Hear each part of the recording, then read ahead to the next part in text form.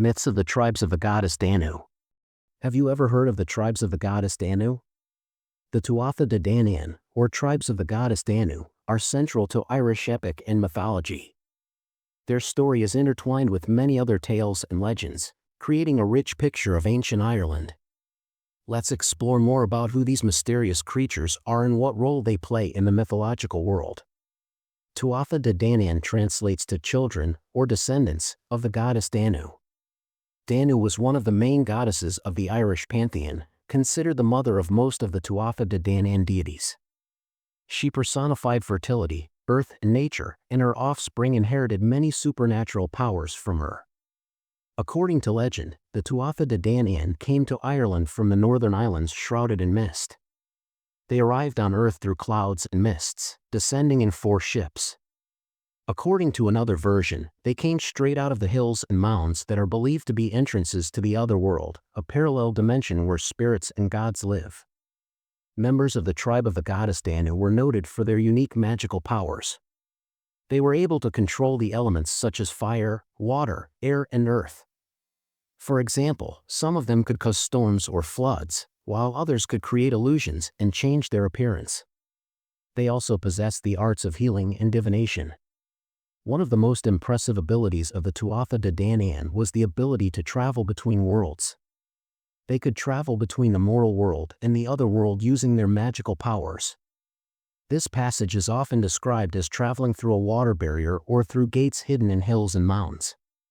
The life of the Tuatha De Danann has not been a quiet one. They fought numerous battles and conflicts in defense of their land and their right to exist. One of the most famous wars was the Second Battle of Mag Tuired, in which the Tuatha De Danann fought against the Fomorians, evil creatures who threatened their rule over Ireland. During this battle, many heroes displayed marvels of bravery and skill.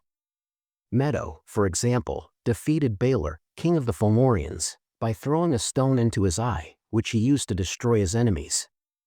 Nuadu, who lost an arm in the first battle, returned to the battlefield with a new silver arm created by Goibniu and led the army of the Tuatha De Danann. According to legends, the tribes of the goddess Danu brought with them 4 great treasures: the Spear of Luff, the Stone of Fal, the Sword of Nuadu, and the Cauldron of Dagda. These artifacts had incredible power and played an important role in the life of the tribe. Lug's spear was a powerful weapon that belonged to Lug, the god of light and skill. It was considered invincible because it always hit the target and returned back to the owner.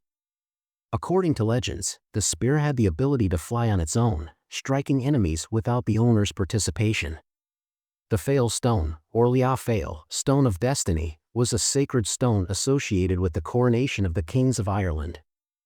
According to legend, if the real king of Ireland stepped on this stone, it would emit a loud cry, confirming the legitimacy of the ruler. The Fale Stone was erected in Tara, one of the most important centers of power in ancient Ireland. It symbolized the link between king and land, ensuring the prosperity and well-being of the country under the leadership of the rightful monarch. The Sword of Nuadu, or Clodhaid Nuadad, was the sword of the first king of Tuatha De Danann, Nuadu. This sword was considered invulnerable and could cut any opponent in half. Like Luff's spear, it never missed and was indispensable in battle. After Nuadu lost his arm in the first battle of Mag Tuired, it was replaced by a silver arm created by Goibniu. Despite this, Nuadu continued to use his sword, demonstrating courage and skill in subsequent battles. The Cauldron of Dagda, or Cuar Dagda, was a source of eternal abundance. This huge cauldron could feed any number of people, no matter how much food was left in it. Even the hungriest warrior could quench his appetite by eating food from this cauldron. Dagda's cauldron symbolized the wealth and generosity of the Tuatha De Danann. It was an important element of rituals and festivals, such as the Goibniu feast, where participants received food that gave them strength and health. Each of these 4 treasures played an important role in the life of the Tuatha De Danann. They represented different aspects of power, strength, and well-being necessary to maintain order and harmony in the community. The Spear of Luff and the Sword of Nuadu provided protection and victory in battle, the Stone of Fal served as a guarantor of law and justice, and the Cauldron of Dagda sustained life and abundance. Together they formed the foundation of the Tuatha De Danann's power and influence, making them unrivaled in their power. Over time, these treasures have become symbols of Irish culture and identity. They are mentioned in various literary works and folklore traditions, continuing to inspire new generations. One of the most famous events in the history of the tribes of the goddess Danu is the Feast of Goibniu. Goibniu was a blacksmith and one of the greatest craftsmen of his time. He created magical weapons for the warriors of Tuatha De Danann, but his most famous creation was the cauldron he prepared especially for the great feast. Samhain is one of the most significant holidays in the Tuatha De Danann calendar, and its celebration was linked to deep mystical and cultural traditions. On this day, which fell in late October, the boundaries between the world of the living and the netherworld became thin, allowing the souls of ancestors to return to the earthly world. All members of the tribe would gather together to honor the departed and celebrate the end of the harvest season. Samhain was a time when nature entered a period of rest, preparing for winter sleep.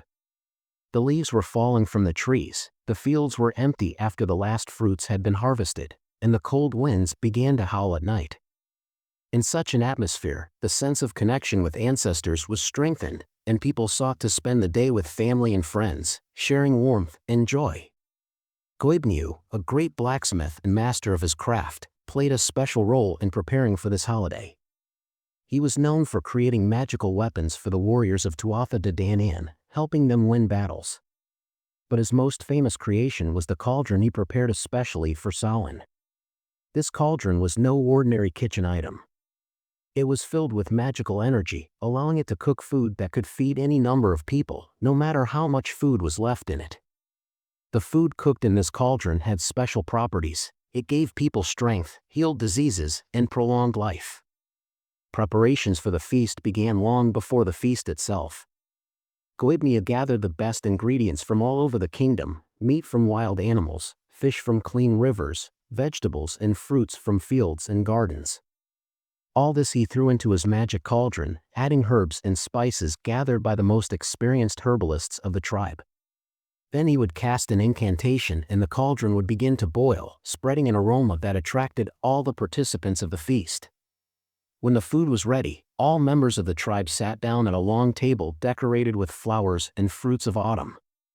Each participant was served a different portion, and everyone felt the strength and energy fill their body. Those who tasted this meal became immune to disease and aging, gaining new strength for the coming trials of winter. The Goibniu feast was not just a feast of food and merriment. It was a time when the Tuatha De Danann remembered their ancestors, thanked them for their wisdom and support, and asked for their blessings for the future. The atmosphere at the feast was filled with respect and reverence mixed with joy and hope. The Goibniu feast brought together all the prominent heroes and warriors of the Tuatha De Danann, whose names echoed through the ages like echoes of ancient feats. Many legendary figures were present in this gathering, each of whom had made significant contributions to the history and culture of the tribe. First among the gathering was Lam Fada, the god of light and art, whose radiant presence illuminated the entire hall. His eyes, shining like stars, looked at each participant with kindness and understanding. Luff was a master of many arts, and his presence at the feast gave the event a special splendor and solemnity. Next to him stood Agma, the god of eloquence and writing, whose speech was so sweet that no one could resist its charm.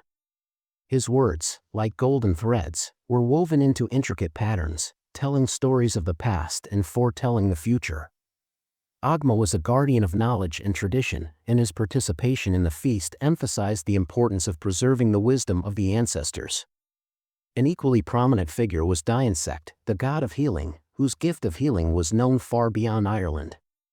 His hands, light and sure, could heal any wound and restore health to even the most seriously ill person. Diansect's presence at a feast ensured that no participant would leave weakened or ill. In addition to these three great heroes, there were other important personalities present at the feast.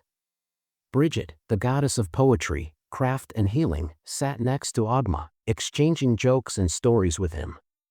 Her laughter, like the tinkling of bells, filled the hall with light and joy. Also here was Nuadu, the former king of Tuatha De Danann, who despite the loss of his arm, remained a strong and determined leader. His new silver hand, created by Goibniu, gleamed in the torchlight, a reminder of his courage and fortitude. Finally, Dagda himself, the supreme god and father of many other deities, sat at the head of the table, watching with fatherly concern. His gaze, full of wisdom and understanding, spoke of the fact that he knew every heart and soul gathered in this hall. Each of these heroes and warriors received their portion of the dish from the cauldron of Goibniu. As they tasted this magical food, their faces lit up with smiles and their bodies were filled with new strength. They could feel the energy flowing through their veins, restoring their lost strength and giving them a sense of renewal and youthfulness. At that moment they realized that they were part of something more than just a collection of individuals. They were one, bound by common goals and aspirations. Some guests, alas, were unable to enjoy this marvelous meal. Greed and intemperance played a cruel trick on them. There were those who tried to take more than they should, hoping to gain more strength and health.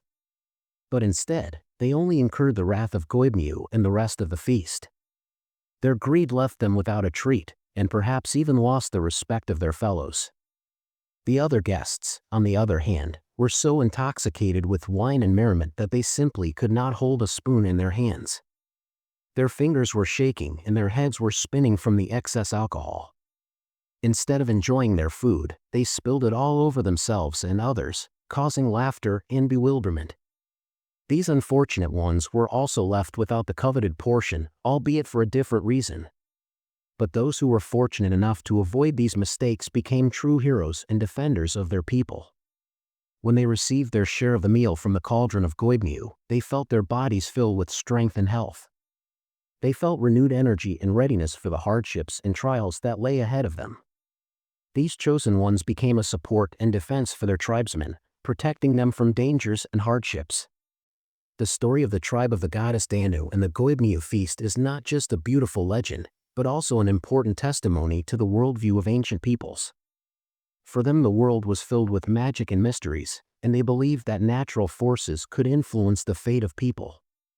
Communicating with ancestral spirits was an integral part of their lives, and they respected the memory of those who lived before them.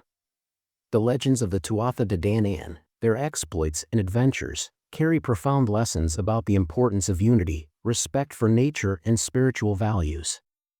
These stories remind us that everyone is capable of becoming a hero if they follow their beliefs and strive for the best.